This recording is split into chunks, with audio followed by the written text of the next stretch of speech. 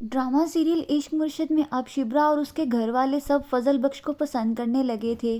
اس کے سب گھر والوں کو اس کی ایمانداری بہت ہی پسند آئی اور خود شبرا کو بھی ایسے ہی ایماندار لوگ پسند ہیں۔ اسی ایمانداری کی وجہ سے شبرا بھی اب اس سے محبت کرنے لگی تھی۔ فضل بخش کا سب کو پسند آ جانا صرف اور صرف اسی وجہ سے تھا کہ وہ لوگ یہ سمجھتے تھے کہ فضل بخش بہت زیادہ سچا اور صاف انسان ہے۔ فضل بخش بھی عین موقع کا انتظار کر رہا تھا۔ وہ تو اس بات کا انتظار کر رہا تھا کہ کب وہ اس کا پرپوزل ایکسیپٹ کر لے۔ اب فضل بخش بھی سکینہ کے کہنے پر اسے پرپوز کر دے گا اور دوسری طرف شبرا بھی اس کا پرپوزل ایکسیپٹ کر لے گی۔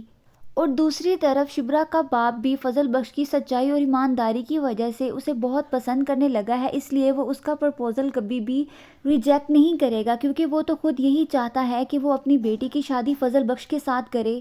لیکن عین موقع پر شامیر کی حقیقت سب کے سامنے آ جائے گی کہ یہ جو شامیر ہے فضل بخش کے روپ میں، یہ اصل میں شامیر ہے اور ایک کرپٹ سیاستدان کا بیٹا ہے، جس کو شبرا کا باپ کرپٹ اور مکار ہونے کی وجہ سے بہت زیادہ نفرت کرتا ہے۔ شبرا تو ایک پل کے لیے یقین نہیں کر پائے گی کہ وہ جس انسان کو اتنا سچا اور صاف سمجھتی تھی وہ انسان تو سب سے بڑا کرپٹ ہے، اور آج تک اس سے جھوٹ بولا۔ وہ تو بالکل بھی یقین نہیں کر پائے گی اور دوبارہ شامیر پر کبھی بھروسہ نہیں کر پائے گی ایک پل کے لیے۔ اس کا بھروسہ اور اعتماد سب کچھ ٹوٹ کر رہ جائے گا اور اسے دھوکے باز اور مکار انسان کہہ کر اپنی زندگی سے نکال دے گی۔ لیکن اس مشکل وقت میں اس کا ساتھ صرف اور صرف سکینہ ہی دے گی۔ وہ اپنے گھر والوں کو منانے کی کوشش کرے گی کہ ایسا سب کچھ اس نے صرف اور صرف شبرا کو پانے کے لیے کیا ہے۔